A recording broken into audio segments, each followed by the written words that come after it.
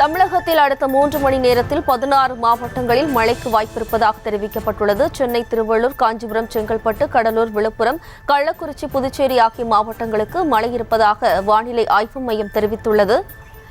ராணிப்பேட்டை, வேலூர், திருவண்ணாமலை, மயிலாடுதுறை, அரியலூர், பெரம்பலூர், தஞ்சாவூர், திருவாரூர், நாகை ஆகிய மாவட்டங்களில் இடி மின்னலுடன் கூடிய லேசானது முதல் மிதமான மழை பெய்ய வாய்ப்பிருப்பதாக வானிலை ஆய்வு மையம் தெரிவித்துள்ளது. கூடுதல் விவரங்களோடு நமது செய்தியாளர் வெங்கட்ரமணன் இணைகிறார். வணக்கம் வெங்கட்ரமணன், மேலும் விவரம். வணக்கம். தமிழகத்தில் அடுத்த 3 மணி நேரத்திற்கு 16 மாவட்டத்திற்கு மழைக்கு வாய்ப்பு என சென்னை வானிலை ஆய்வு மையம் தெரிவித்திருக்கிறது. சென்னை, திருவள்ளூர், காஞ்சிபுரம், செங்கல்பட்டு, கடலூர், விழுப்புரம், கள்ளக்குறிச்சி ஆகிய 7 மாவட்டங்களிலும் புதுச்சேரி பகுதிகளிலும் அடுத்த 3 மணி நேரத்திற்கு இடி மின்னலுடன் கூடிய மிதமான மழைக்கு வாய்ப்பிருப்பதாக தெரிவிக்கப்பட்டிருக்கிறது.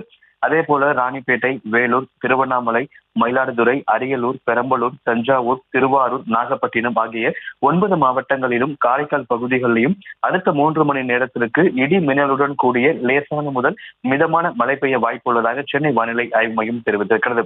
தெற்கு வங்கக்கடல் பகுதியில் நிலவி வரக்கூடிய பெஞ்சல் புயலானது நாளை புயலாகவே காரைக்கால் மற்றும் மகாபலிபுரையை கரையை கடக்கக்கூடிய சூழ்நிலையை இன்று தமிழகத்தில் இரவு 10 மணி வரை 16 மாவட்டங்களில் மழைக்கு வாய்ப்பிருப்பதாக சென்னை வானிலை ஆய்வு மையம் தெரிவித்திருக்கிறது. விவரங்களுக்கு நன்றி வெங்கட்ரமணன்.